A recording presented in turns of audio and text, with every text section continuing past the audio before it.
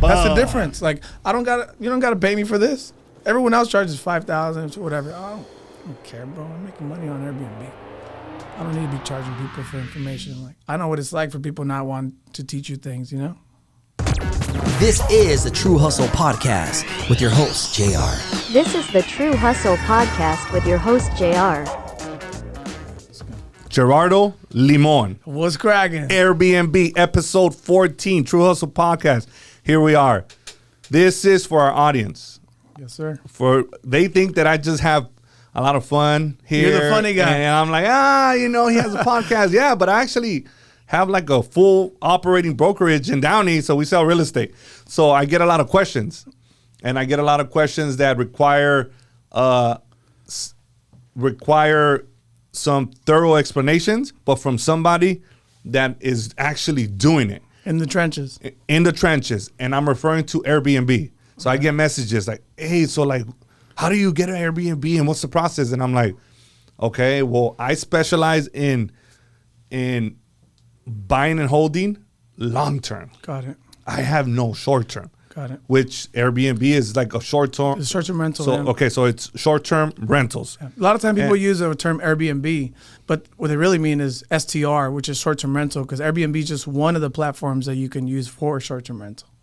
There you go. And that's why you're our guest. Because I want our audience to get so much knowledge from this episode, and they're going to probably rewatch it 2 or 3 times, take down some notes, and hopefully they could reach out to you or reach out to me. We could help them 100%. Acquire, like whatever it is that they want to do, because it's not just Airbnb. There's, midterm rentals. There's all kinds of stuff. My goal is to, if they listen to this podcast, for them to be able to, like you said, take notes, rewatch it, and just by listening to the podcast, they can be top 20% host in any pocket that they choose in the United States.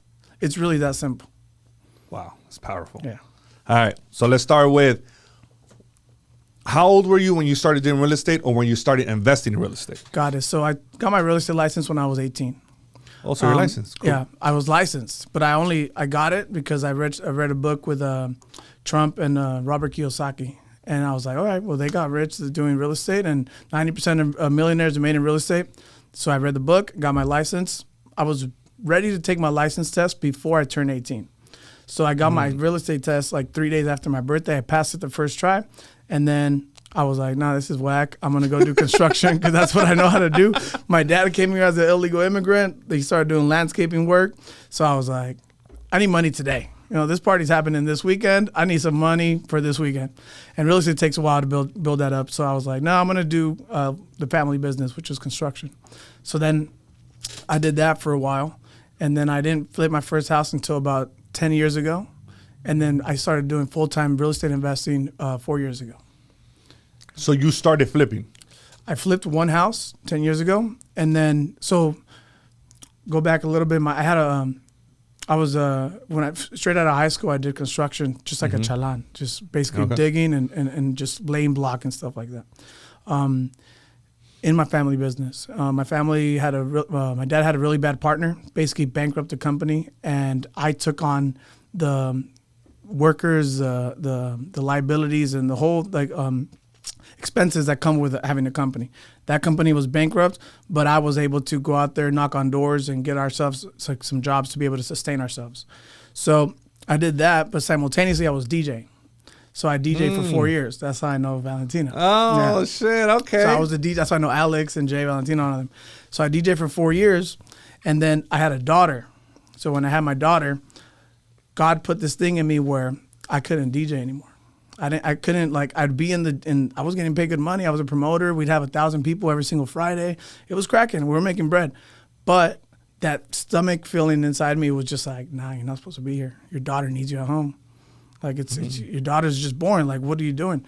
So it's a blessing in disguise, because I felt like I was up against the wall. But it's actually a cheat code, because I felt like I didn't have a choice but to go out there. And simultaneously, my family's business was going bankrupt. So I was like, damn, what do I do? So what I did was I got business cards, and I just started knocking on all the doors in Walnut, in the city of Walnut, just knocking on doors. Hey, what's up? I know how to do concrete. Hey, what's up? I know how to. I did that for about 6 months, and then the jobs started coming in. I did the construction thing for 10 years. So that's really what got me into the business world, like construction for 10 years. And I had 2 architects in my office. I had 3 landscape designers. I built it out to like a really successful multi-million-dollar business where I would design their interior and their exterior and create like this like harmonized like house, like dream home for these people that have like $500 million companies. But after like a couple of years, like when I started making money, I was like, well, I'm building everyone's house. I'm making everyone equity. Sometimes they don't even say thank you because they feel like they just paid me and that's enough. When do I get my house? When do I start owning shit? Like, because it's not right now because I'm so week by week, I still got 30,000 payroll every week. So what am I going to, like, at what point does this start to shift because I already had read the books. I already heard about generational wealth. I already heard about breaking chains. I learned about all that already, but I didn't see that in that business that I was in. And then I had a mentor. Dude's got money. He's a number 2 importer of rims and tires in the U.S. He told me, you're just a fucking hustler. I was like, fuck, what do you mean? He's like, yeah, Junior. He called me Junior. Trip out. Oh, shit. And it's called the Hustler Podcast. He's like, you're just a fucking hustler. You're not a businessman. He's like, you're just going to be a hustler till the day you die until you start treating your business like a business. And I didn't understand what he meant. But I understood that what I was doing was not right. So then I started thinking systems, processes, procedures, delegating. I was the kind of guy where I worked my face off and I need to touch everything in my company. So when he told me that, I was like, okay, well, I can't do that. I can't do that. I can't do that. What's the $1,000 an hour task? That's what I'm going to go do. And then I started building the systems and processes to like allow me to only focus on the $1,000 an hour task. Systems is key. Systems is key. When you systemize everything and you know how to leverage, it's crazy. That's powerful. Yeah. And it's crazy because like the more you get into the nitty gritty of that, the more you're like, damn, I don't really got to do shit. Like I can just chill. If I systemize my company right, I can go take the vacation. People like with Airbnb is so popular, like have 5 Airbnbs, go sit Mai Tais in fucking Tulum and just chill. It doesn't work like that. It does not work like that. Like I can have 20 Airbnbs, but if I don't have systems and procedures, then I can't go chill. Now I'm running a business every single day. It's actually worse because now you got all these headaches and all these crazy things going on every day. So, yeah. That's absolutely right, though. It's true. I think the more you have, the more problems you have, right? But it's associated with success. Like you can't have so much success and no problems. That's not how it works. Yep. It's like you're gonna reach heights that you probably never thought you could, but there's a lot of stress and problems that are associated with it, no matter how systematic you are. Exactly. So it comes with a lot. Trust me. Yeah, Like, exactly. that shit, Yeah. sometimes I'm like, dude. Yeah. So how many Airbnbs do you have now? I have 55 currently, and we're furnishing 5. So Damn. 60, yeah, pretty soon. Heard that? 60. 60 Airbnbs. No, they're all like in the LA area. So some of them are like in Joshua Tree or no? We go from East Hollywood is my furthest one up north, and then Torrance, that's how south we go, and then we Okay. have them all the way to Joshua Tree, and we're everywhere in between. 60. Yeah. All right, let's start with number 1. So we could give them a step by step. How did you get your first Airbnb? Trip out, bro. My mom actually is the one that got me inspired to do Airbnb. I thought Airbnb was like OfferUp. Like, that shit don't work. What are you talking? Like Craigslist. Like, no. Like, what do you mean? Like, no. My mom said, your tia told me about this website, Airbnb. Pon mi casa en Vallarta. Put it on Airbnb for me, please. I'm like, Mom, come on, Airbnb? Like, what are you talking about? So she bugged me. It's my mom. I was like, all right, cool. So I went and I launched it. At the time, I was already doing really well in construction. So I already had a 3-unit right here in Fullerton. I was developing a 3-unit, and I had one house in Claremont. And I take a vacation, and I used the vacation to launch her Airbnb in Puerto Vallarta. She had a house in Puerto Vallarta. And a couple weeks later, I'm taking applications. God is great, bro. Timing is so crazy, and God blessed me because I was taking applications to do long-term rentals on the 3 units in Fullerton. And simultaneously, I get my first $1,000 booking in Puerto Vallarta, and the money hits. I was like, oh, dang, this is real.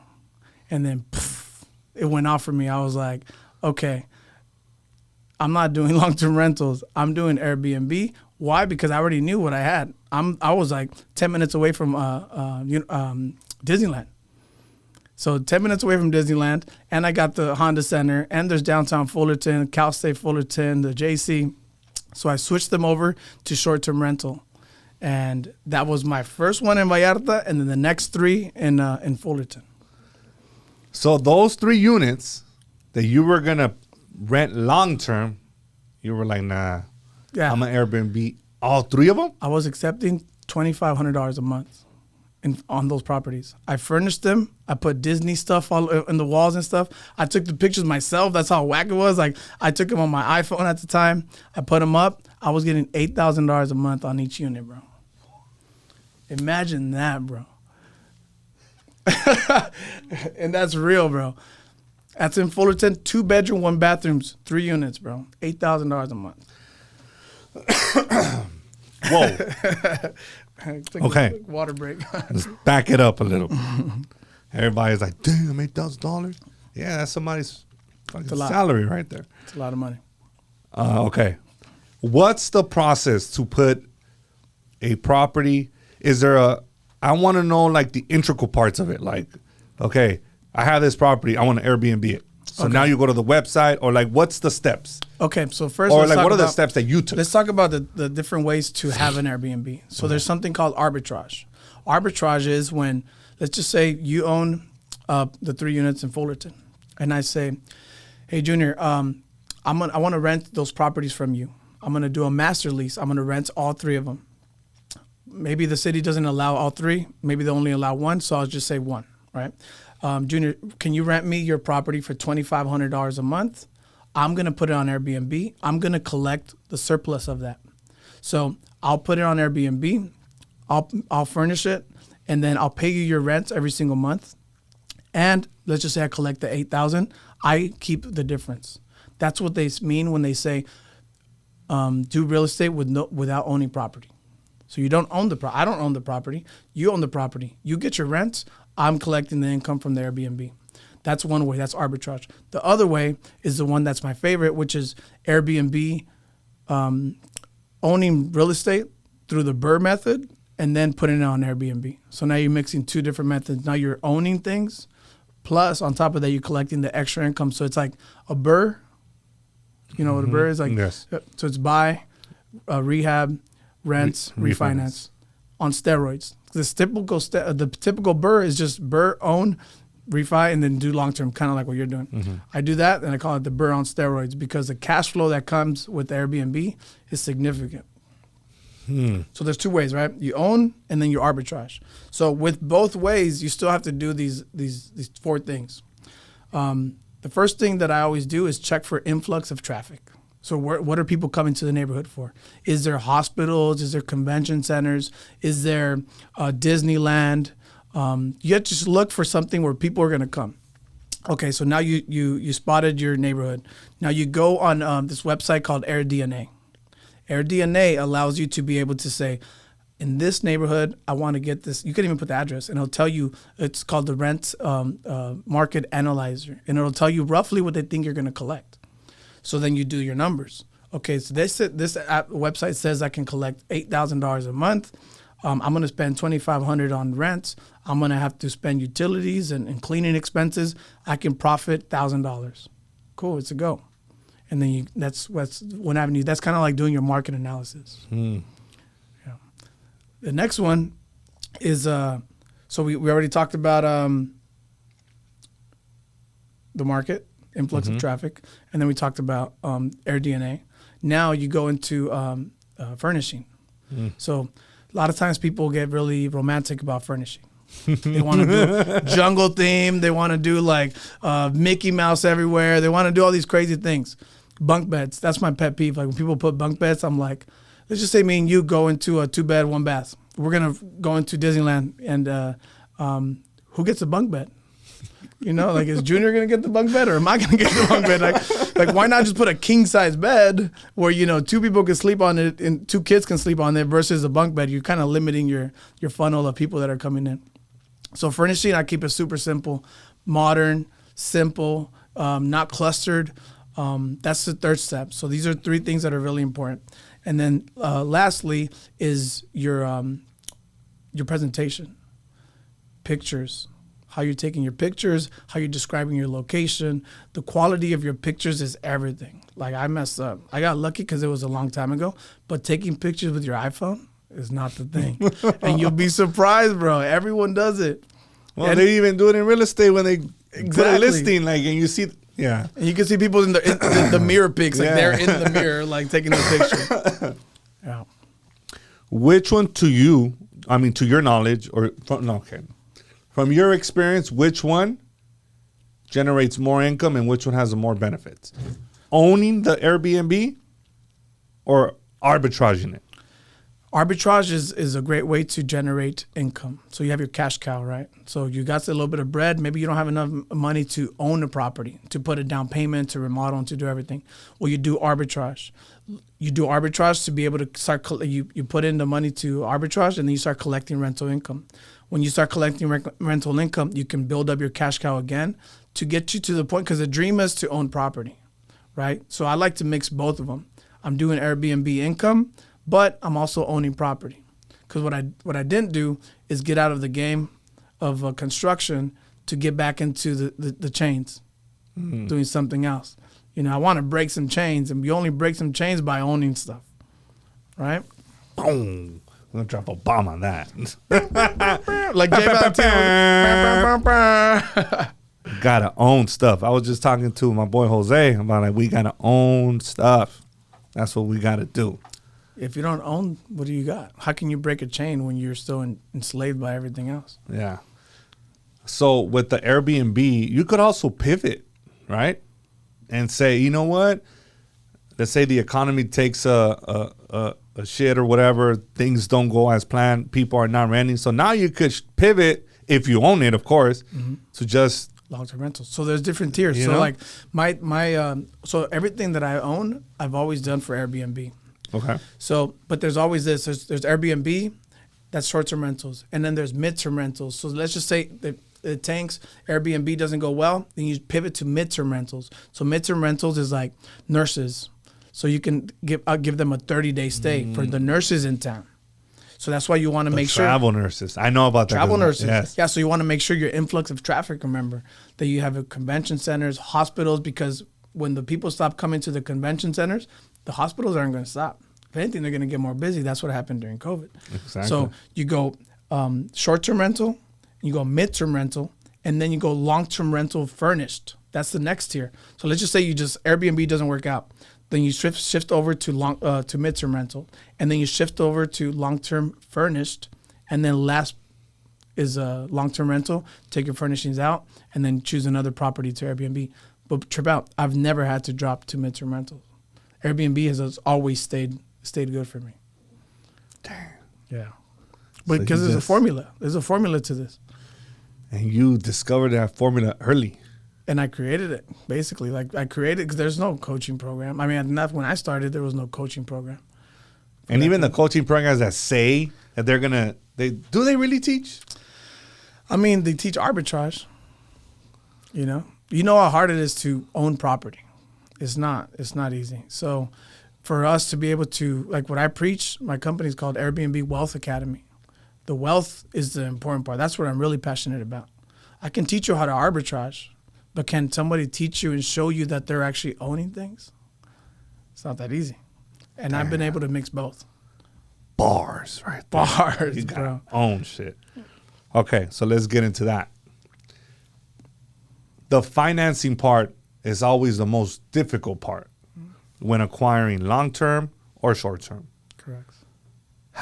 What kind of financing do you use to purchase these Airbnb properties? Yeah. So hard money. Yeah. So Okay. we do the hard money. During last year, we're still able to get 10% down, 7% interest rate. Not like that no more. Now you need 7 yeah. sounds nice.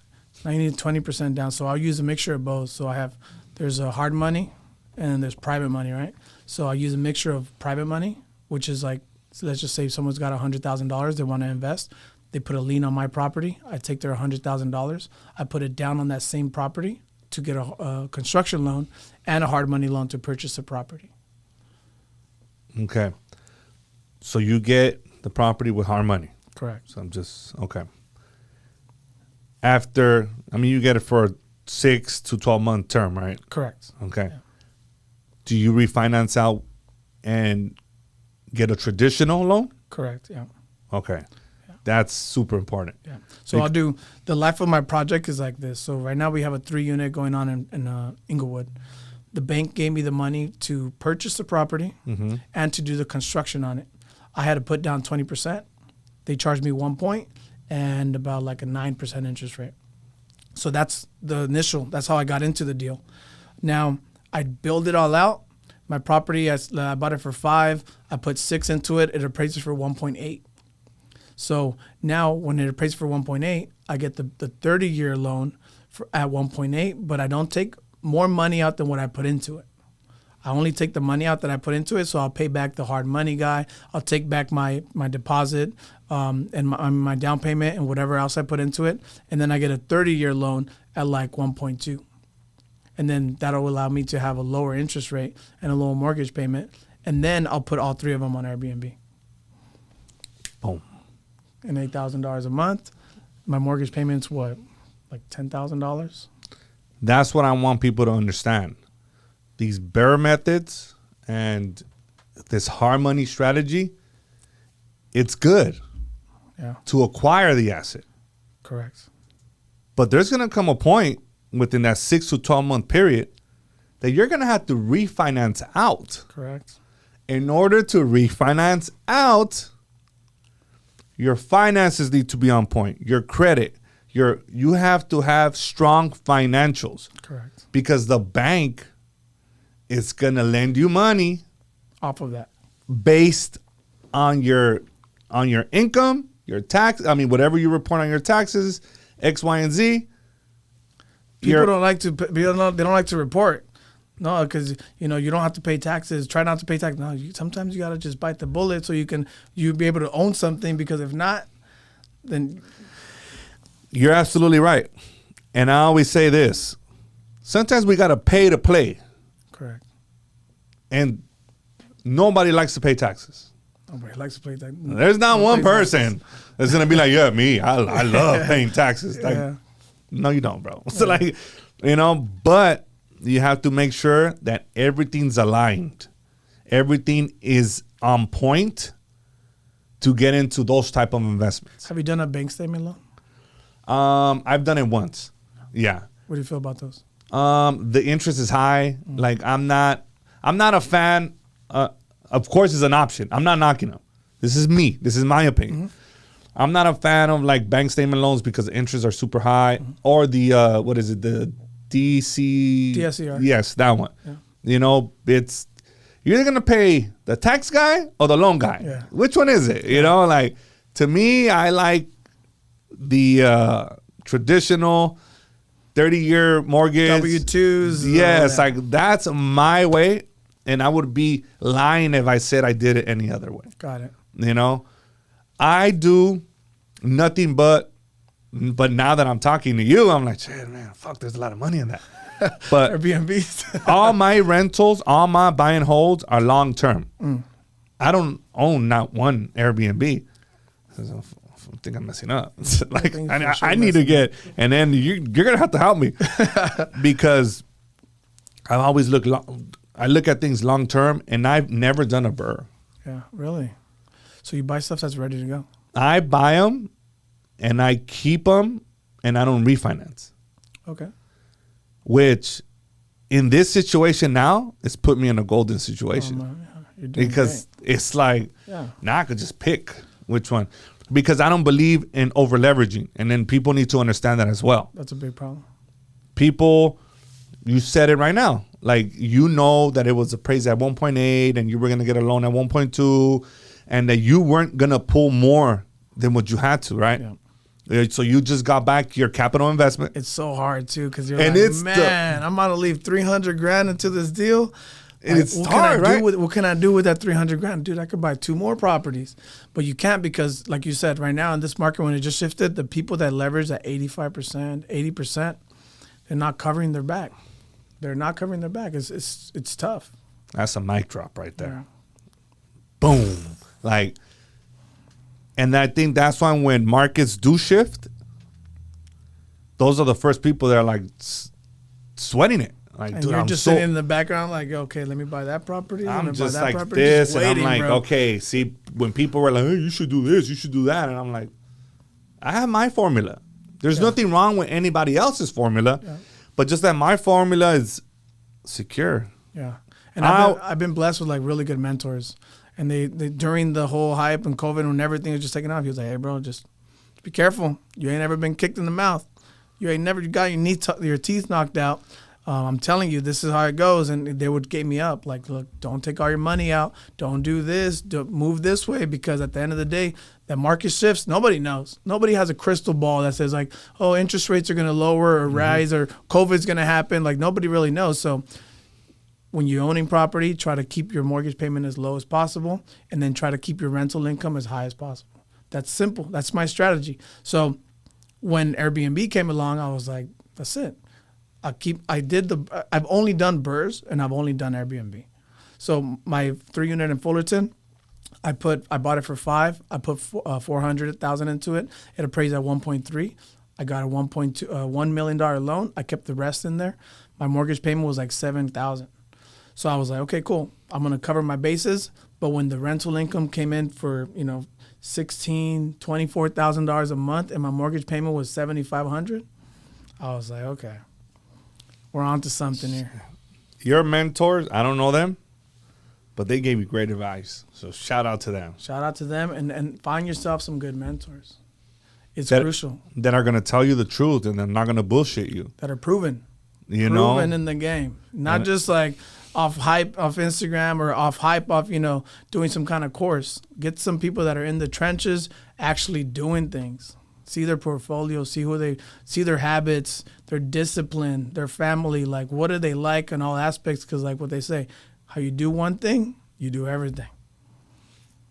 Hope you guys are listening to that. And it's facts, bro. It's people that I've, like the biggest thing, the shift for me that happened was like I associated myself around people that were doing it. And when I got around people that were doing it, I had no choice but to do it. So if this guy's building 100 units in LA, so I can't do 10. Like for me, it's always been like this. I just got to see someone do something. And then I'm like, okay, I might not be able to do it at that level right now. But guess what? I ain't no punk. I'm going to go get it and I'm going to figure out. And if he gives me, and I learned how to give them value. So I don't just come in like, yo, let me buy you a coffee. Oh, I fucking hate when they say that shit, bro. Oh my, the worst thing, can I pick your brain? I'm like, bro. I'm going to show you my DMs right now with the pick your brain messages. Bro. Jesus Christ. They're like, yo, can I pick your brain? I'm like, bro, that don't even sound good. Like, am I going to be dumber after? Like, how many brain cells are you going to take? Like, nah. Like, so I didn't do that. I already knew that that's not the way to work. I said, look, I'm the Airbnb guy. I want to put one of your 100 units on Airbnb. I'm going to do it for free. You don't have to pay me a dime. If you make more money with Airbnb, then we'll talk. We can do more business. If you don't trip. Shake hands and I'll walk. I'll keep it pushing. Made him money there. I tripled his income. Now he's calling me. Like, yo, what's up, dude? I got some vacancies. Like, can you come through? And I'm like, yeah, bro. And so I saw that. I saw the vision of being able to bring someone value that's at a higher point than me. A high performer that's doing more than me, where I can bring them value. So I got this thing called the tool belt. And I created it because, so we do events in LA, 150 people, 300 people, and we'll talk. Just kind of like what you do. Just give free game because we want to see people that look like us do and think and talk about these things like generational wealth, breaking chains. That's so important for me. So we have events, we don't charge a dime, we just talk. And what I do is I've got all my partners off of these real estate meetups. So I created this thing called the tool belt. On the right side, I have my goals. What do I really want to do? And I took time to write down all my goals. This is what I want to accomplish. Okay, so then what do I got? On the left side, I have my strengths. So I'm an Airbnb guy. I'm a landscape designer. I got a contractor license. All right, cool. So now I go and I proclaim. I proclaim it to everyone that I meet. What's up? My name is Gerardo Limon. I'm the Airbnb guy. I'm a landscape designer. I'm an architect. I want to do 50 Airbnbs in LA. I want to do all my goals. So then this person might have something that aligns with those goals, opposite strengths. So now what I'm looking for is an opposite strength. This guy's building 100 units in LA, and he doesn't have an Airbnb, and he doesn't have time to even think about Airbnb. Boom, I'm gonna go give him value. This person over here is an architect. He has a lot of contacts. I'm gonna go give him value. This person's a wholesaler or a real estate agent. I'm gonna go give him value. I'm not gonna go give an Airbnb guy value or a landscape contractor or a contractor value, because that's my strengths. We don't align in our goals. Once I did that, literally, I did that, and I met all of my partners at real estate meetups, and all of them have been opposite strengths, similar goals, and my business took off. I'm on track to probably hit 100 units this year, just from that strategy, and just going to free meetups. These meetups are free, bro. They're in LA. Everyone's having these meetups, but everyone wants to go to a meetup. You know for what? They want to go to these meetups for free tacos and free fucking micheladas. Like, they don't understand that the reason you're going to a meetup is to meet someone that can just boom your business. They want to just go for the free tacos and just post that they're, real estate investors. No, you're not a real estate investor unless you're investing. Okay. Now that you brought that up. All right. In our industry, everybody's a real estate investor. Cap. According to their Cap. to their fucking Instagram, right? What constitutes a real estate investor? Is there a cap? Is there some type of hidden guidelines that we need to have that it shows like, okay, bro, you just bought a duplex, dog. Last week, you just changed your bio to super investor of the year. Like, Yeah. You got a coaching program. you know what I'm saying? And now you're coaching. Is there something like, should we have like an unwritten rule on what constitutes an investor? How many properties should somebody have in order for them to be a real estate investor? Damn. That's a tough question though, bro, because I feel like it's just so hard to get to that duplex that maybe that's all they'll ever get is that duplex. Damn. Like, you're right. You don't want to shoot you don't want to cut their legs off. And you don't want to shit on them, right? Yeah. Like, I don't think I could do that. Like, I'm just so happy that they got the duplex. Shit. And you're right. Right? Because dude, it's so hard just to get that first duplex. It's so hard, and it's hard just to own a property is just so hard. And the biggest thing is, growing up, we're not built like that. I didn't have no one that owned property like that. I didn't have no one that was like, dude, I used to be, as a youngin', I used to think the government owned all the housing. How is it? I didn't even understand that people did that. Like, real estate wasn't a thing. I didn't understand the complexities of it. So to be able to come out of that mindset for anyone, or even then, the circle of influence, right? Growing up, you have your mom, your dad. I was blessed with a great mom and dad that are forward thinkers. But even then, they always try to protect you from failure. And what happens when you say you want to buy a house? That's most of the time people think failure. It's going to crash. Everyone's always talking about, it's going to crash, mijo, don't do it. The market's shifting. You heard Trump. You heard Biden. Everyone's always thinking the worst case scenario because they ain't built like that. Positive thinking will get you not to be a failure. When everyone else around you, you think they're giving you advice, but in reality, they're just stopping. They love you so much that they want you not to fail. But failure is not guaranteed. Failure is 50-50. Positive mindset with the plan, you have a good result. Negative mindset with no plan, you're a failure. You think that's cultural though? 100%. Because you're right. They want to protect us. Yeah. So what's the first thing that they say? Ay, no, mijo, no compres porque it's going to go down. ¿No viste lo que le pasó a tu tío, Juan? ¿Ya viste lo que le pasó a él en escondido? No, mijo. No hagas eso. And they just look at the negative and not look at the positive. Correct. because we ain't seen no one do it successfully, at least. You're absolutely right. Yeah.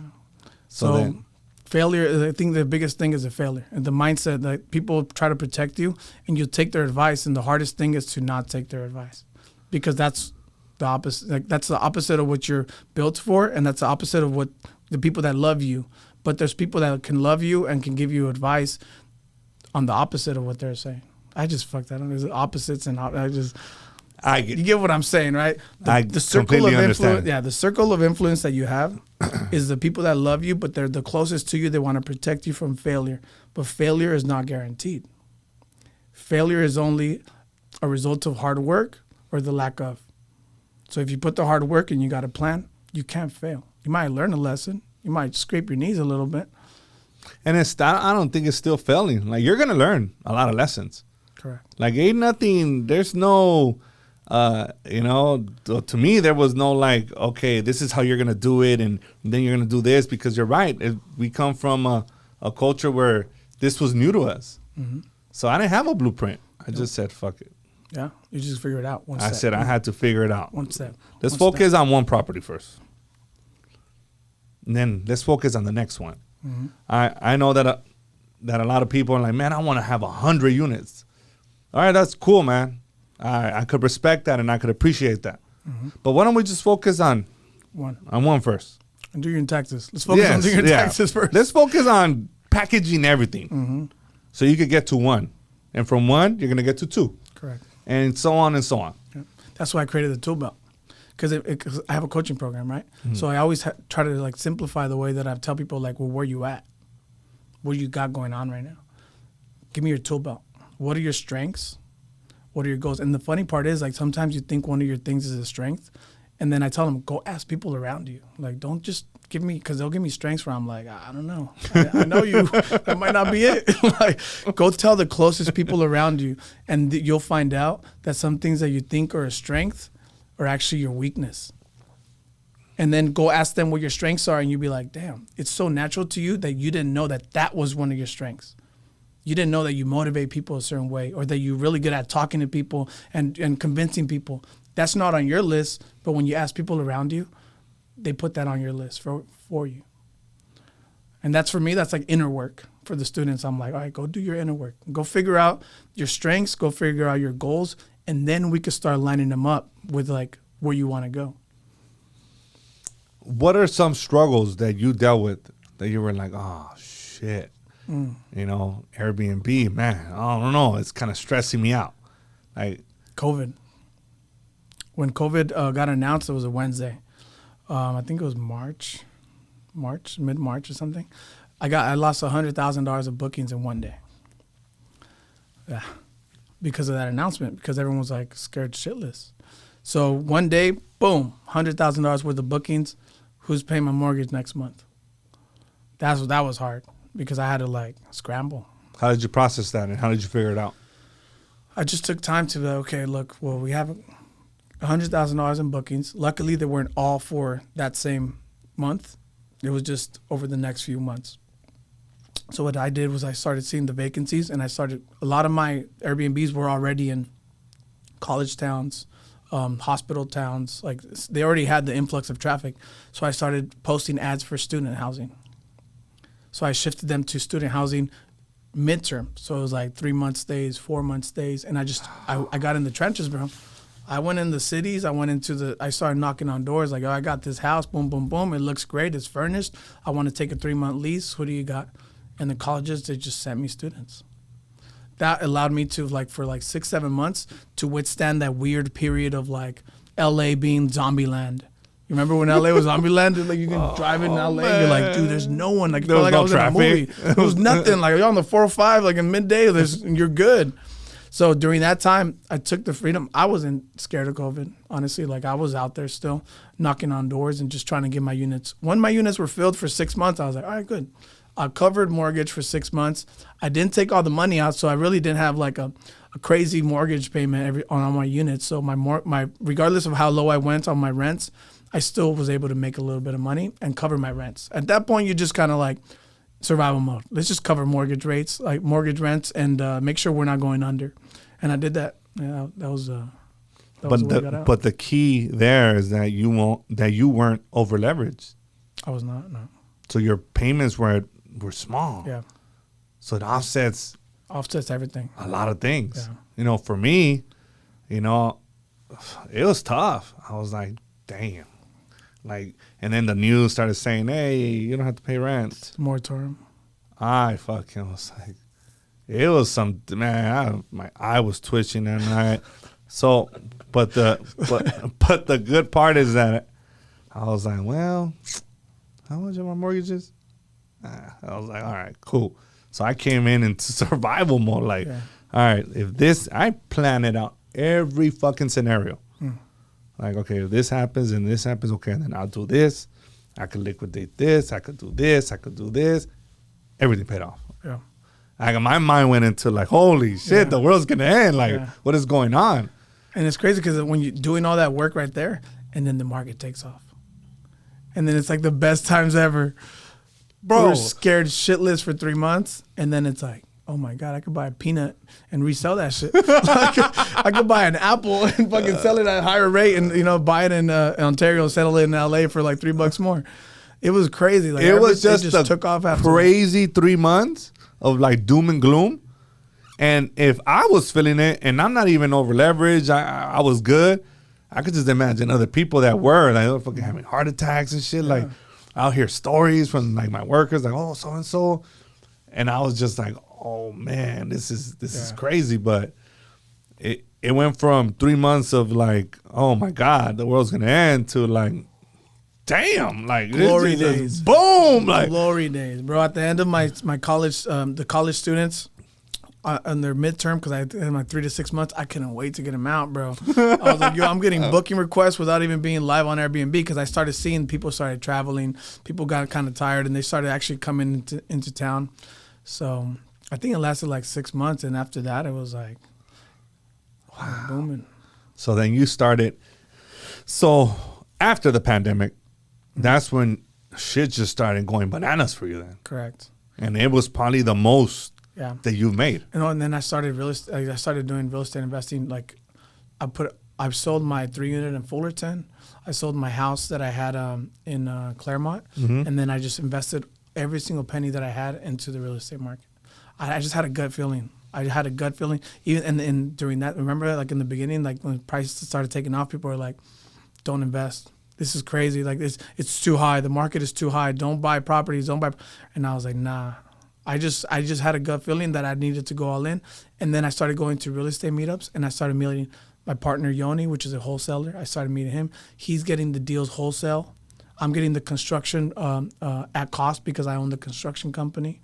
And then now we're doing dispo. Like, so now the whole operation is in-house. And we'd flip 10 properties. We'd keep 2. And now our exit strategy is Airbnb. Damn. We did like 20 flips, and then we started doing development. So that's when I got into multifamily development. Because now everything's in-house. Like you're in-house. I have 2 ecosystems. I have the flipping ecosystem where I'm the GC, I'm the designer, and we do the furnishing. So everything's in-house. My partner is a wholesaler. So he brings the deals, I design it, I do the construction on it, and then we have a dispo team to let go of the properties. And then the other ecosystem is the Airbnb ecosystem. So in my Airbnb company, I own the property management company, I own the cleaning company, I own the maintenance company that manages and takes care of the 60 Airbnbs. So it's all like, that's another subject that I'm sure you've already handled, the ecosystem, building an ecosystem where somebody told me one time it's easier to build 10 $1 million companies than it is to build one $10 million company. Yeah, and I think I have the ecosystem down packed to my buy and holds. And now that I want to transition to other things, is I'm going to have to take exactly what I did here and just repurpose it. Do the same thing here. Yeah. Do the same thing here. Yeah, it's easy. Once, like we were talking about in the beginning, systems, processes, procedures, who does what in the company. Now I feel like I could start any company and be like, okay, well, this is how we're gonna do. Because I used to start companies and just try to hustle, boom, boom, boom. Like I'm gonna do everything. I'm gonna make sure that it's the lowest cost, and I wouldn't think about systems or anything. Now I'm like, okay, so I'm gonna start this company, and we're gonna get to 100 units, and this is how we're gonna do it. And I start doing it from the beginning. So when I see something go wrong, I tell my people all the time, that mistake is not one mistake. It's 55 mistakes, because we have 55 Airbnbs. But I've been saying that since I had 10 Airbnbs. One mistake is not one mistake, it's 10 mistakes. And then by thinking like that, I'm able to fix the mistake at the procedure and the system level before it gets to a weekly mistake that happens, which is the beauty of Airbnb. It's the same shit, different day. Like guests check in, guests check out. And there's a lot of stupid questions about the property in between. As long as they know how to answer them, you're good. So really you focus on where your Airbnb's at, and then how the customer service that you provide to them during that, which is virtual assistants. Okay. That's when they come into play. What type of liability insurance is? That's a question that I've always had. Like, is there something specific, or does Airbnb cover any slip and falls or anything that pertains to like liability in the actual property? Like, how does that work? Yeah, so Airbnb has two different insurances. There's air cover, which is insurance for anything that's broken or stolen. That's one thing. Okay. And I've had people steal stuff from my properties, and Airbnb will cover that. And then there's liability insurance up to $1 million of any liability issues that happen within the property. As a coverage for yourself, you have your regular investor loan, but they have to make sure that your home insurance is covered for short-term rentals. With those three insurances, that's all I use for my Airbnbs. So you have additional, like State Farm or something, but it's specific. State Farm won't do it, but there's companies that will give you homeowner insurance for Airbnbs or short-term rentals. And like, what's the cost on something like that? Off top, I don't know, to be honest, but yeah, it's a couple $100.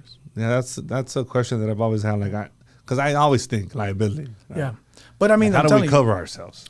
Air cover covers you for anything that's stolen in the property, and then the liability insurance for Airbnb, which is up to $1 million, covers you for everything else. I didn't start doing the other insurance until I got to a certain level, because I was trying to save as much money as possible. But now I do have the extra insurance as a homeowner. But they're really good. I mean, I had someone steal like $5,000 from my property. Just these crackheads, bro. They stole my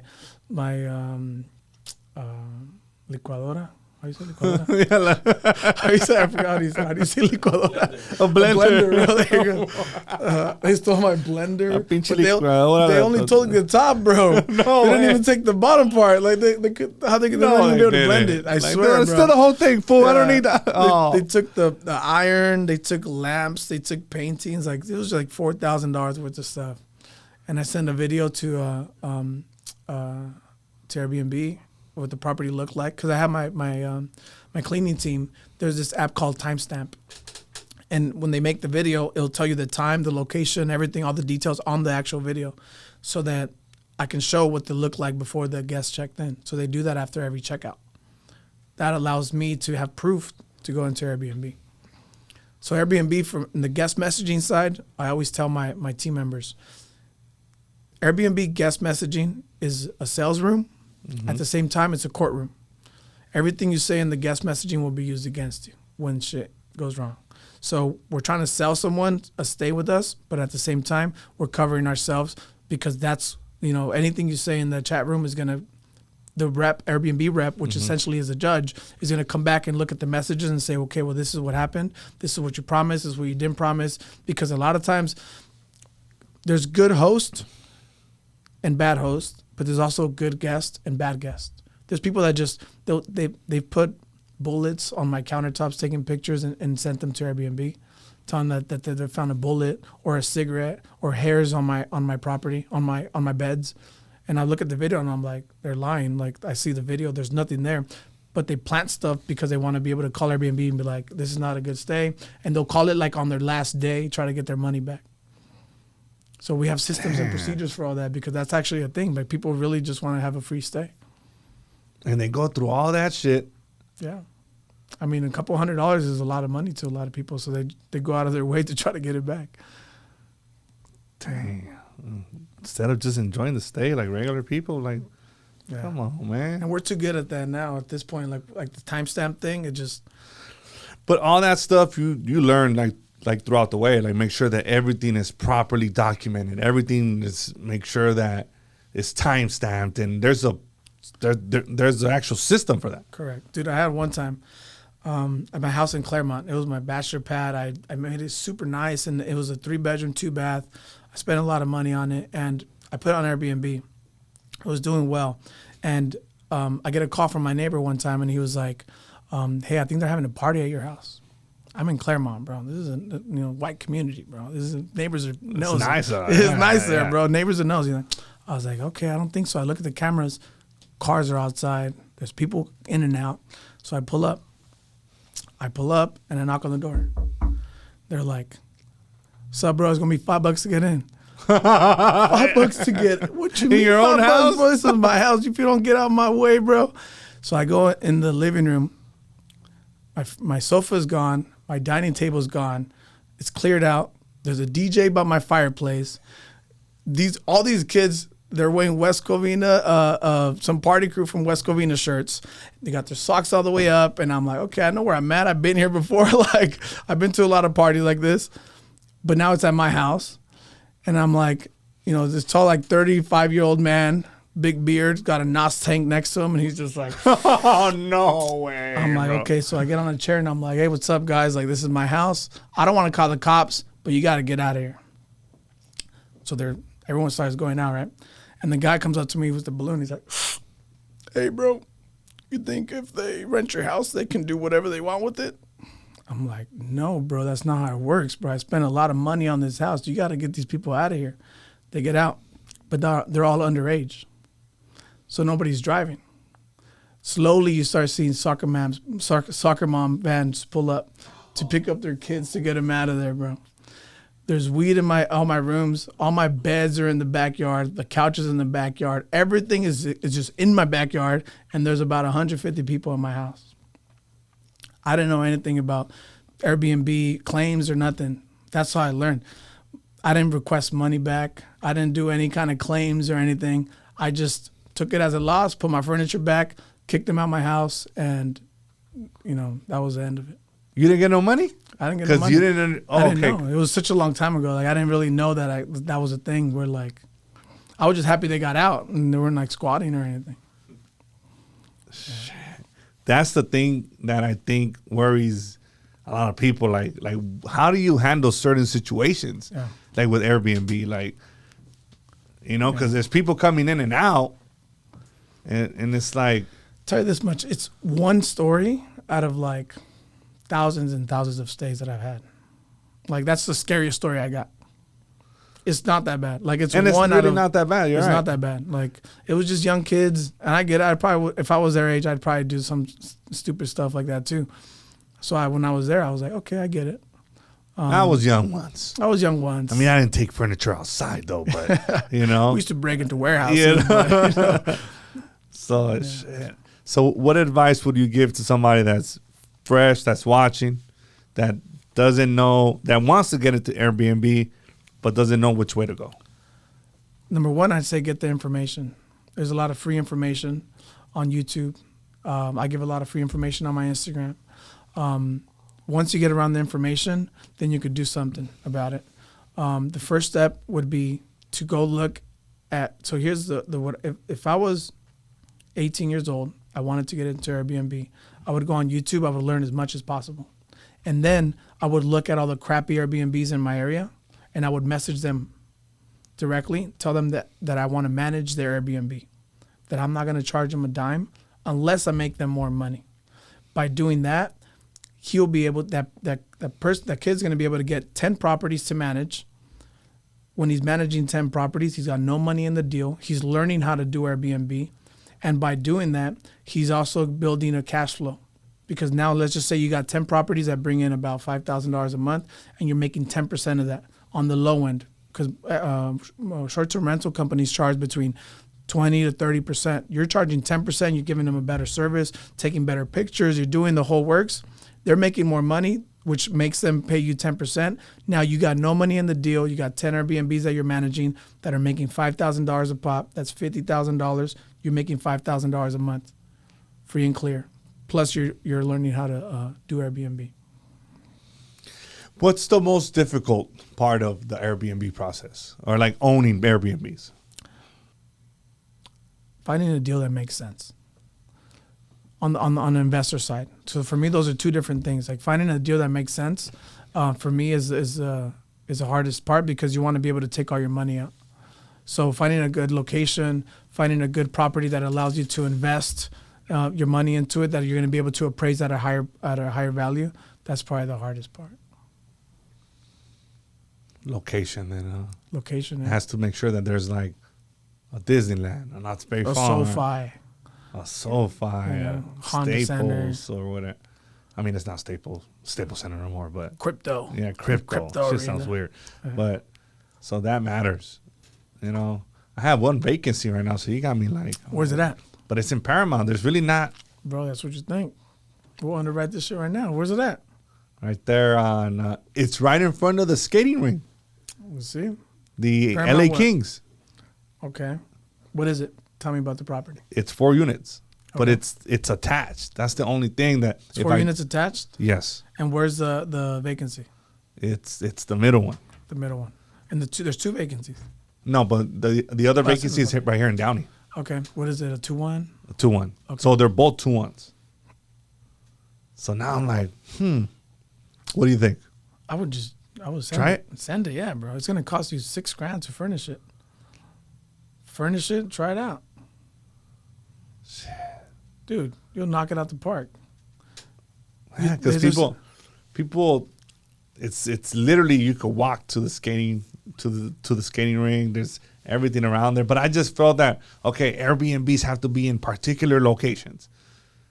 I don't know. No. Bro, I got Airbnbs in Montebello. Stop. I swear. I got 4 of them.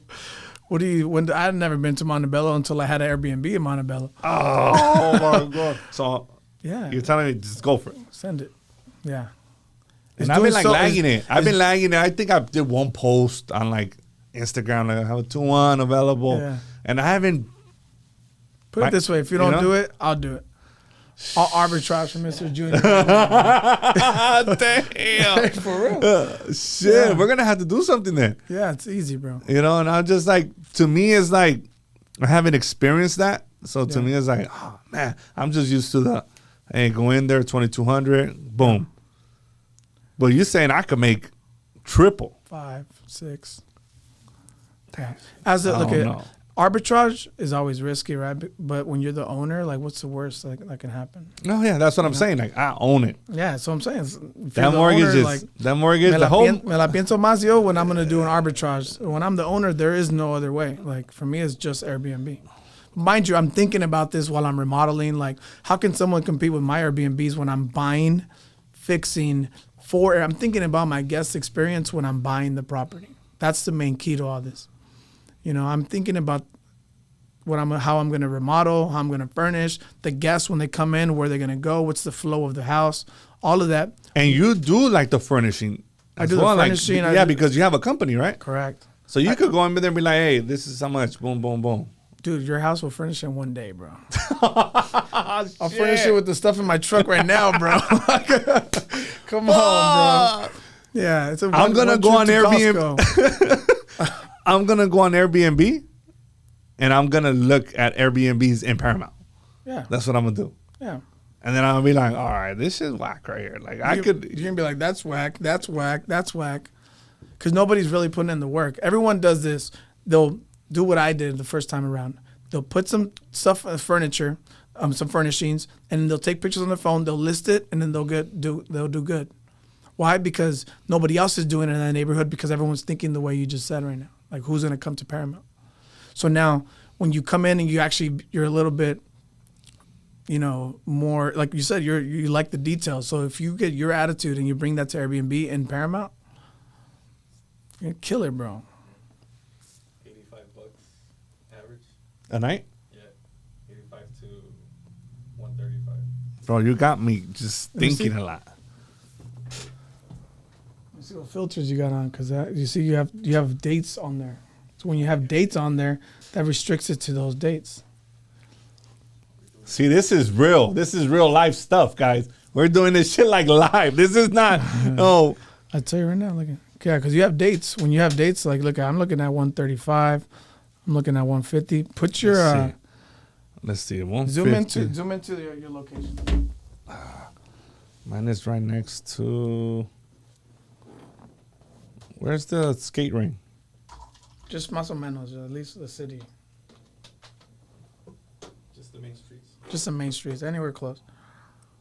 I'm trying to figure Make it sure out. we compare apples to apples. This is live.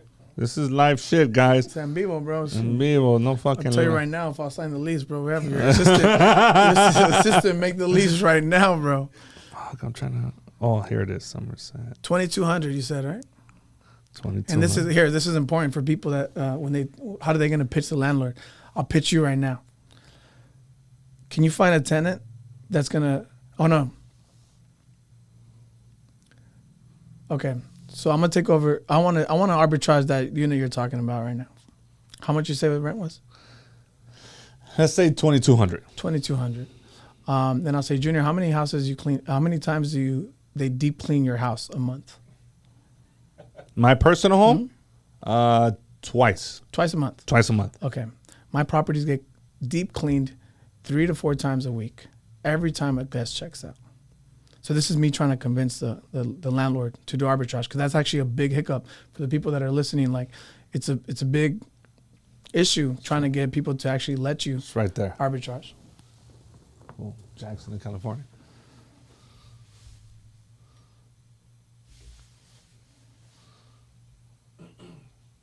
And that's one unit. Yeah, well, that's the one that we filmed.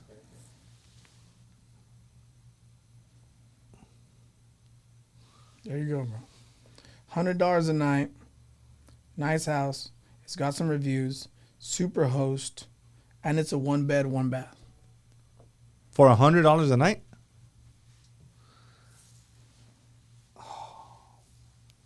Damn. 85 for a private room. That's just a room. That's just like you renting one of the rooms out in your house. And yours is 2 bedroom. Mine is a Yours 2-bed, is a 1 2-bedroom. bath. I could hook it up on nice. I say 125 minimum 25 on the times. low end. I'll say one. And the way the pricing works is the further out they book, the more expensive. So if somebody books today for a month from now, it'll probably be like $250 a night. Because the further out, they're booking they got to pay extra for that.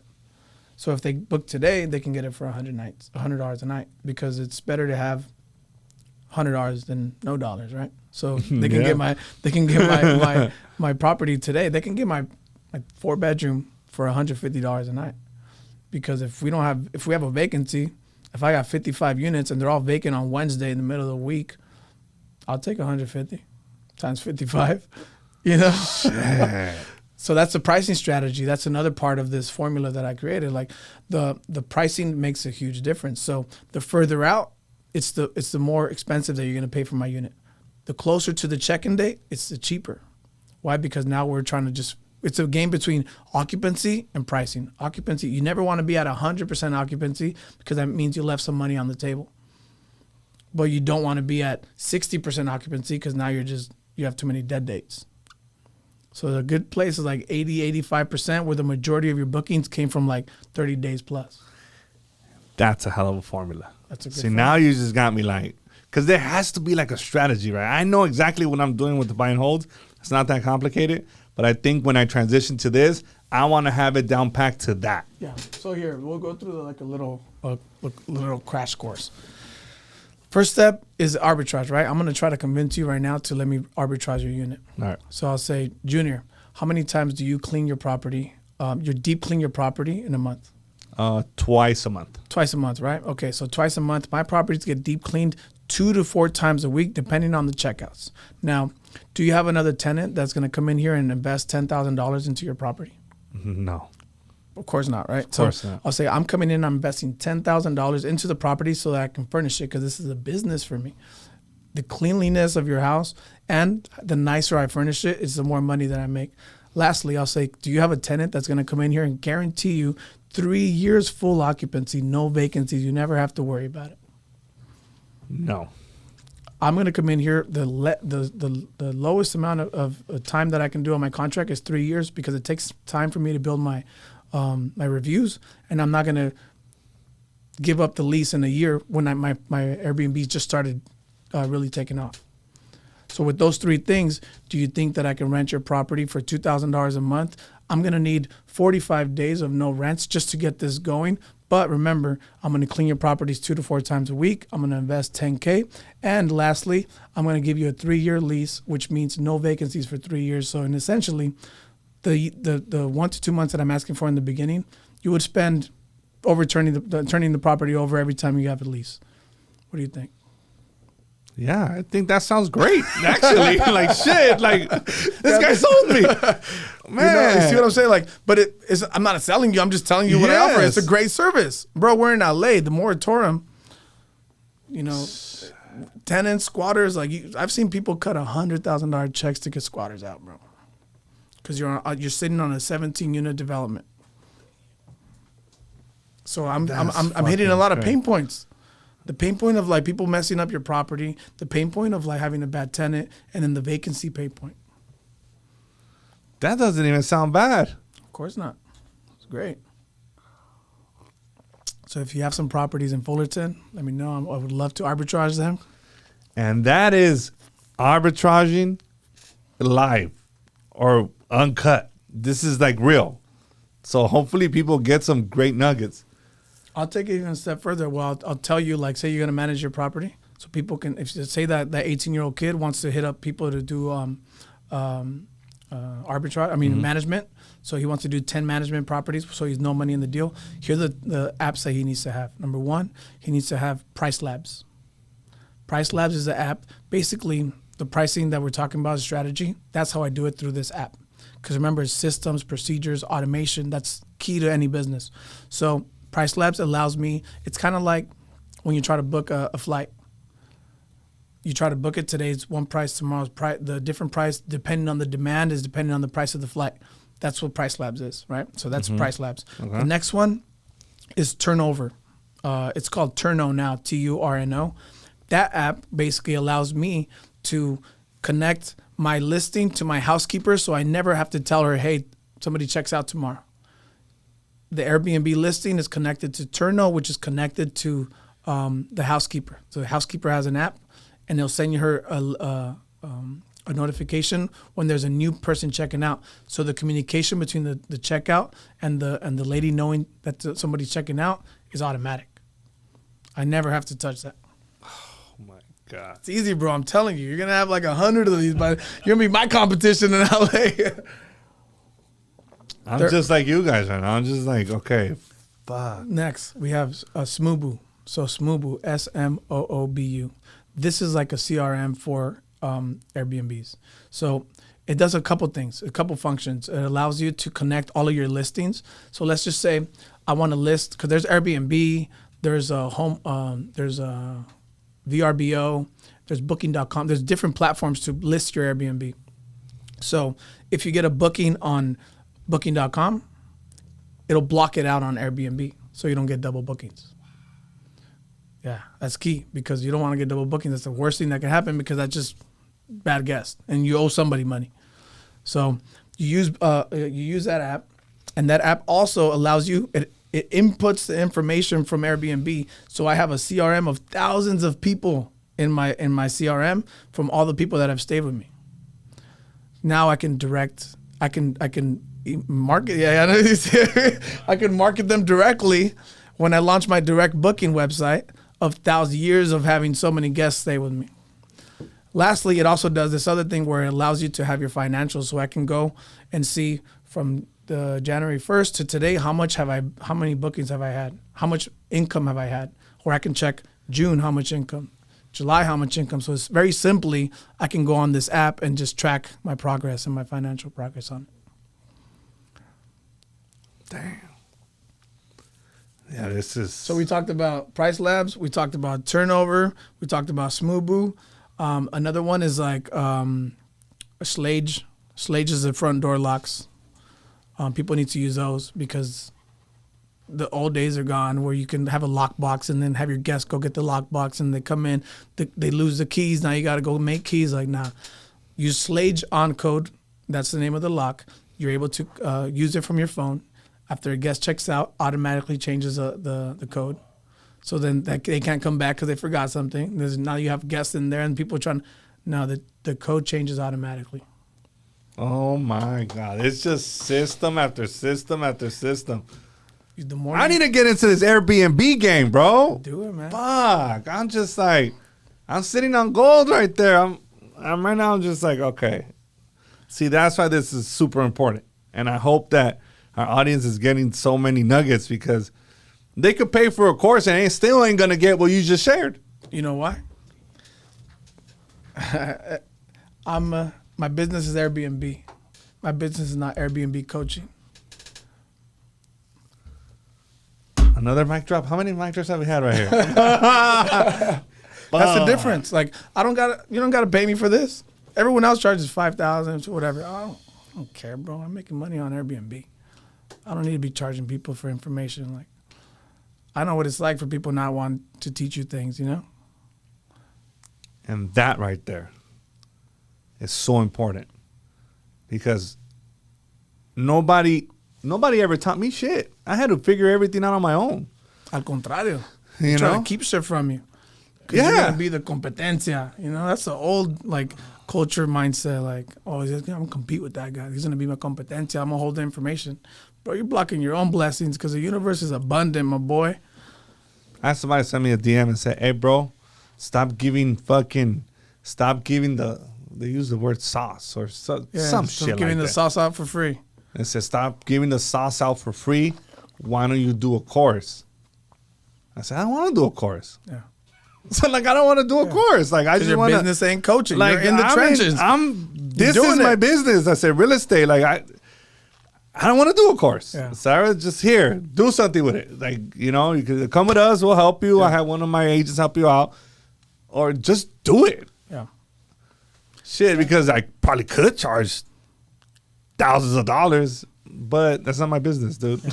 That's what people tell me all the time. Like, why is your course this price? Or why this person's doing this? I'm like, that's great. But my business is Airbnbs, not Airbnb coaching.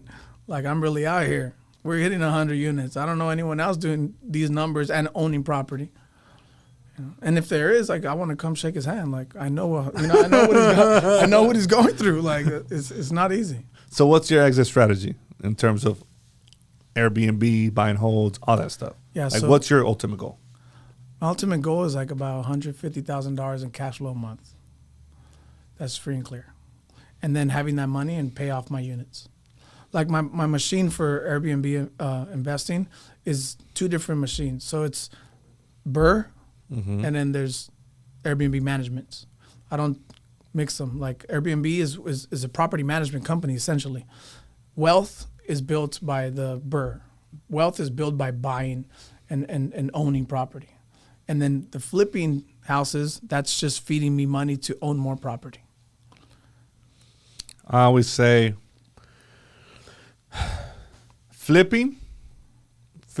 real estate flipping should fund the real estate buying holds. Let's talk about that. Because, like, I see you're in the agent game. I was never, as a real estate agent, I don't understand the game. I remember when I was a real estate agent, because I kept my license active for a while. And then some people hit me up to go show them houses, like family, friends and stuff. We went to go see 10 houses in one day.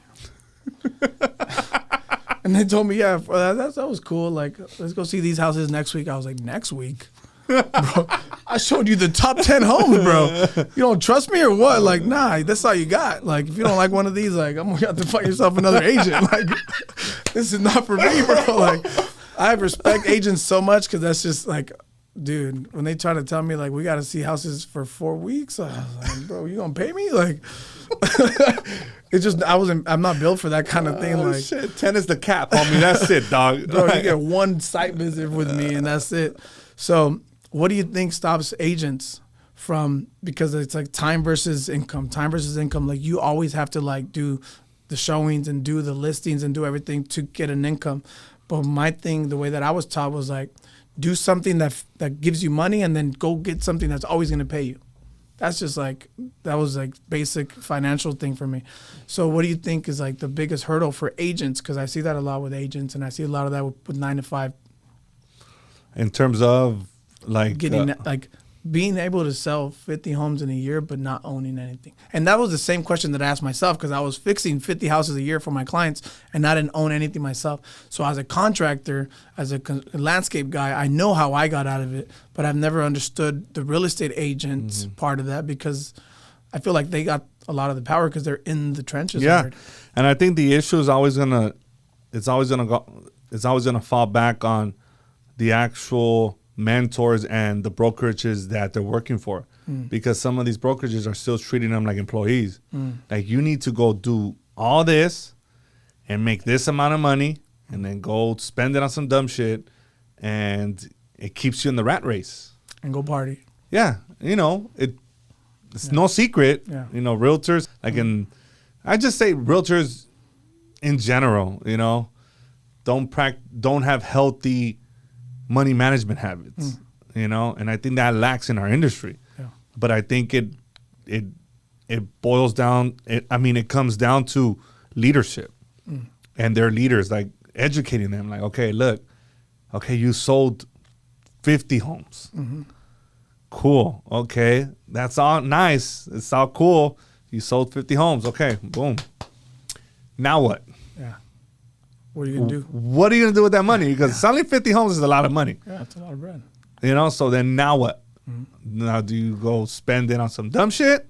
Or are you going to actually reinvest it into your own product? Because you're selling real estate.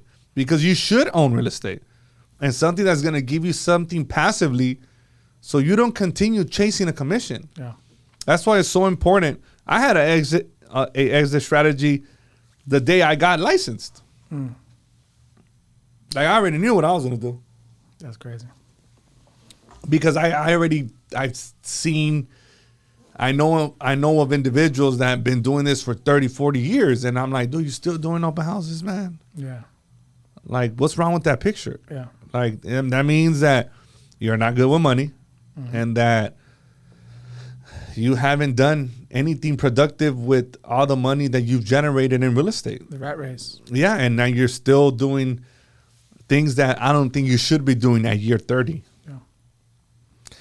Systems, having a team, being able to scale your business and being able to produce at a high level, it's very important.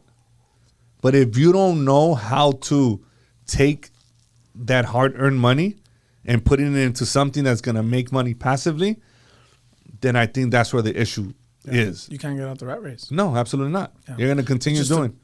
a bigger rat race, because now you're making $1 million a year, but you're spending 1.2. I said this before. I'm like, okay, you got a $20,000 commission. Cool. But you already spent $21,000 of it. You might as well not have sold that house. You know what I'm saying? So it puts you like it just doesn't. There's no progress, and I think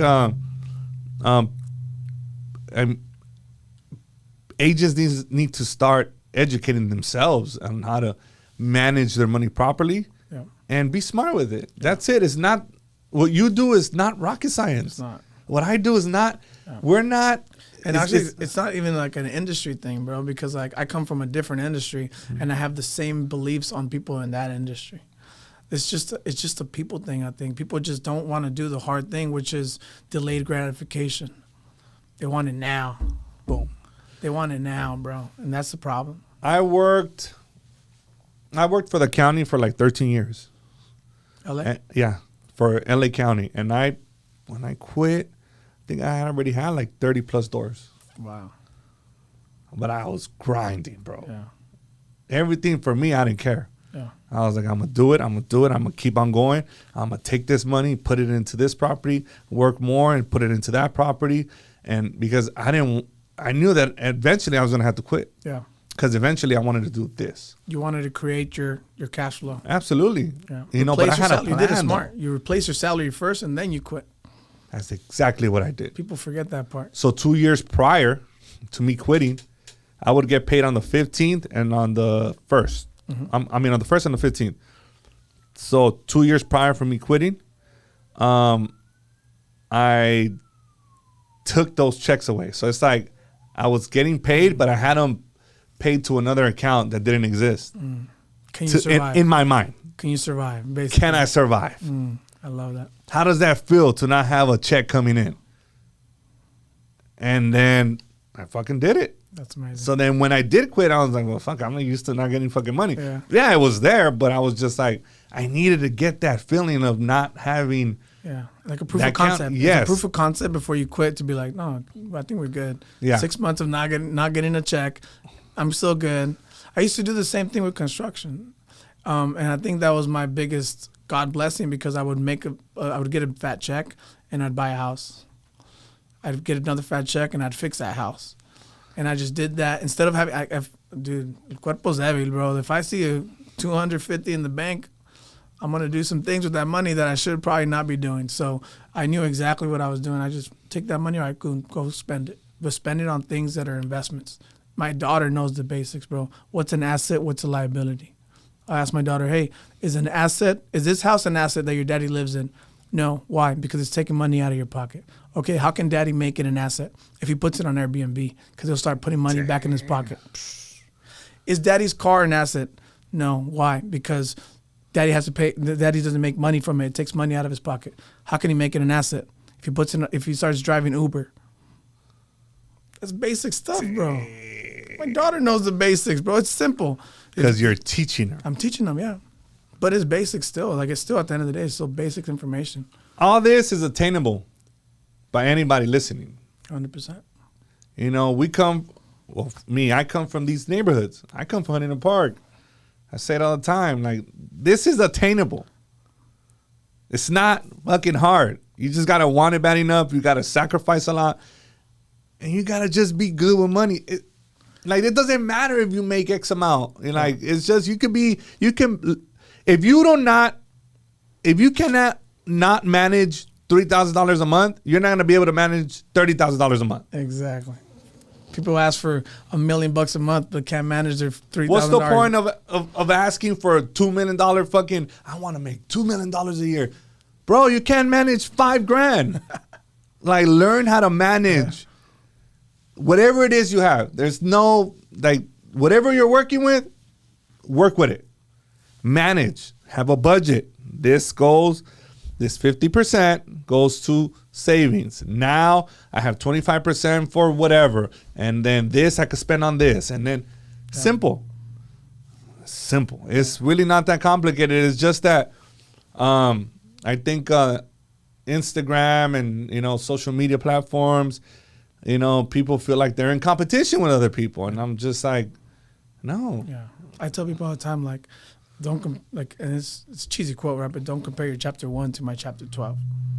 I've been doing this for a minute. Like, you're not in competition with me. I was never in competition with people above me. Like, worry about yours. And like you said, el cuerpo es débil. Just take away 50% of your salary and go put it away and see what you can survive with. And then if you need some, grab it. But then readjust. Maybe next month do 60%. Just remove that money. First problem, I tell people, like, go save $100,000 before you think about investing. Investing meaning owning, because getting your first $100,000 is always the hardest. So once you have $100,000, then you build some discipline.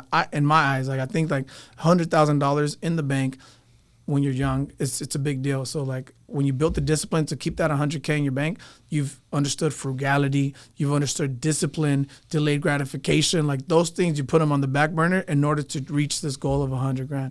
And then you can have a better life because you've learned the disciplines to be able to make $1 million and not spend, on that Mercedes or that G55.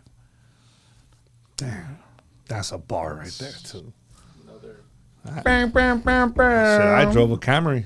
Shit, I had a With Prius for a minute, bro. I had a Prius. I fucking had a Camry. Dog. The door would Yeah, you couldn't even open the passenger door because I think somebody hit it, so it would make a weird ass noise. That's funny. Man, I drove that shit till I couldn't no more. Yeah. But I didn't buy me a nice car until like 2019. Yeah.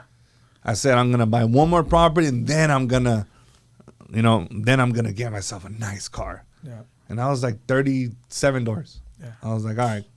And then the moment that I bought that property, 30 days later, I had a brand new car. I was like, all right, cool. And then it only lasted like I was like, man, what the fuck I get it for, man? Like 3 months later, I was like, man, I'll return this shit. But nah, I kept it. Yeah. So. Yeah, I still have the same problem though. Like, I make money and I buy bigger shit in developments. Like, I'll buy a 12 unit. We bought a $1 million piece of land in Toluca Lake that I shouldn't have bought. That was kind of like me buying my G55 or my, Urus. Like, I bought this development deal in Toluca Lake and we're going to build 12 units on it. And you do the actual construction. Yeah, but right now we're just going through the process to build the units. It's $1 million just to buy the land. It's like $250,000 to do the architecture, structural engineering process to go through the city.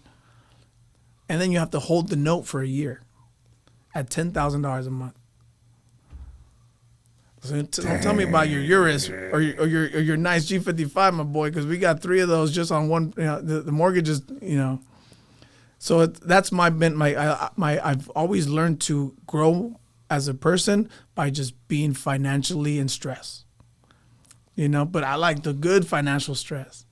I don't want to buy shit that's like gonna devalue. I want to be in good financial stress where I'm like, how am I gonna figure this out, bro? I got 10 hard money payments and I gotta, pay this mortgage and furnish this Airbnb and do all these different things, but I know that it's all gonna pay me back. So if I choose one day to just stop, I know that it's just gonna be like floodgates. But that's a different type of stress opposed to saying, damn, how am I gonna pay for my fucking 3 Mercedes that I have parked in my fucking driveway? Like, that's a different type of stress. 100%. Like, this is like, okay, it's gonna triple, quadruple, it's gonna give me money. Yeah.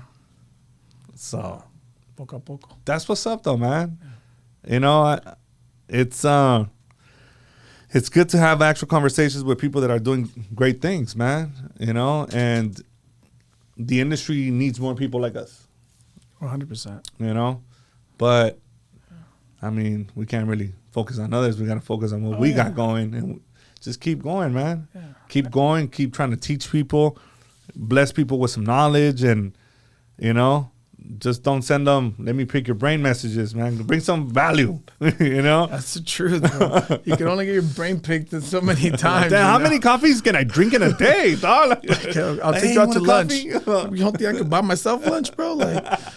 But yeah, man. But thank you so much for stopping by. We really appreciate it, and I know that people are really gonna enjoy this episode, man. 100%, bro. And I wish you nothing but the best, brother. Yeah. Follow me on Instagram.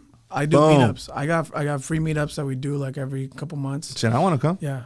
You should come. Hell You yeah. should come fucking speak at it, bro, because you got some game, bro. Yeah. I'm telling you, when I told my boy, like, yo, this guy's got 48 units, I think in Ohio or some shit. I don't know, dude, because I think he's just a comedy guy. Like, I don't know anything. But then, like, you're telling me, like, they're in this area. I know how hard it is, to just own property here in SoCal. So yeah, it's hard. Props to you, too. 48 units. Yeah, it's 52 soon, but like my strategy's changing, and I want some completely paid off. Mm-hmm. But then it's like, damn, for tax purposes, everything's a strategy for me. Yeah, but I'm like, dude, I just want these 2 paid off, and just but I gotta strategize everything correctly. Healthy problems, bro. Healthy absolutely. problems, bro. Absolutely. Yeah. Sometimes when I do get stressed, and I'm like, dude, fuck, God. Okay. What's the alternative? I tell myself. And then I look at, I'm good. I'd rather have this stress, Yeah. But during those times, I always because I've been through some times around, and then my boy told me this strategy when he says, just think everything is perfect. God is giving you this moment. Everything is perfect. So now I'm like, okay, well, if everything's perfect, then what's the lesson? That shit changes your mindset because I'm like, well, everything's perfect. And I'm like, but fuck, it's not. But I have to keep repeating to myself like 100 times a day. I'm like, everything is perfect. Everything is perfect. Sometimes it's just perspective. Yeah. On how you see things. Yeah. I've learned to back up okay, I'm allowed to be human, right? Like, oh, I'm fucking flipping out. All right, cool. You had your little moment, little 2 minutes, 3 minutes. Relax, dog. I was telling myself, relax, bro. Just back up, perspective. And I'm like, all right, cool. Let's just address it accordingly and keep pushing. Correct. And then that defines you, how you act in those times, you know? Yeah, because sometimes it's like, for example, at the beginning of the pandemic, dog, Stressing. that was not nice for landlords. Yeah. It was. You know, we were like, damn, the world's going to end. Yeah. That's it. And I ain't talking about COVID. No, I was just like, fucking shit, it's just crazy. But, cool. Back up, strategize. What do I do? What's my worst case scenario? I always think that. Yep. Like, okay, then I'm cool. I got it. Yeah, and then we have to, I always try to remember, like, you wanted this. You wanted to have all these properties. You wanted to be an investor. You wanted to do this. Like, you know, like, so God gave you what you wanted. Why are you tripping? You know, like, everything's perfect. Dude, I had tenants that subdivided my inside of a 3-2 that I had purchased, rented it all out, and then claimed moratorium. They weren't paying mortgage for a year. And how do I act in that? Well, everything's perfect. I got to keep it, you know, woosah, you know, like everything is perfect. I bought a property in 2019. Yeah. Right. It's a big ass lot. I was like, I actually pitched it to one of my buyers. He didn't want it. He said, hell no. This is his words. Yeah. And I was like, hell yes. Yeah. I was like, I don't want that shit, but I pitched it to you first. Yeah. And then he didn't want it. So I bought it. I gave cash for keys to one of the buyers. Long story short, I rehabbed the whole property, bro. It was like a duplex and a standalone, like a SFR. Okay. So I rehabbed it. Boom. Doors. Fucking dope. That was 2019. It's a good time. I rented it. January 2020, which is 2 months prior to the pandemic. Get a tenant, everything's all good. Boom, they pay me. I think they paid me February. And March, when all that shit happened, they ghosted me for 10 months they lived for free. On all three? Or just one? Not just one. And that's what the beauty is. These other two were able to offset that. You diversified. But just the fact that these motherfuckers were living. Bro, I spent $50,000 rehabbing it. Shit hurts, bro. When you spend money. That shit hurt my feelings, bro. I was just like, damn, these fools are brand new everything in that house. Yeah. Sometimes people think you're the investor, you're the owner, you're making all this money. Like, they think that mortgage payment or that rent payment they're making you is all money for you. They don't understand we got a couple $100 cash flow on this property, and that's going to property taxes. You know, taxes, light, water, like. There's upkeep to these units. Like, it's not just all, bro. So that time I was just, I think I was really angry. Yeah, that's crazy. But then you gotta just, hey, Simmer you can't down. win all the time. Yeah. Real estate, you're gonna take losses, but you gotta react to the losses accordingly. And everything's a learning experience. Have we ever experienced a fucking pandemic in our lifetime? No, that was the first one, right? So I didn't know how to, how to maneuver. But what about the opposites? Let's just say you're like, damn, I'm never doing this again. And then you miss out on the glory days of the pandemic, of COVID. 25% appreciation, 3% interest rates. You could have just been like, fuck this, I'm never doing this again. I skipped that year because I buy a property a year, right? So 2020, I didn't buy shit. Yeah. I was just like, man, fuck this shit until this shit, cools down or and then the next year I bought something. So that I didn't let that stop me. I just understood that, hey, this shit's tough right now. It is what it is. Like, it was just one not paying me out of a lot. Yeah. I took that as a win. Yeah. So it's crazy. Keep pushing. Man. Let's keep pushing. Let's keep going. And once again, thank you so much, brother, for stopping by, man. We appreciate you, man. 100%, man. Thanks for having me. Boom.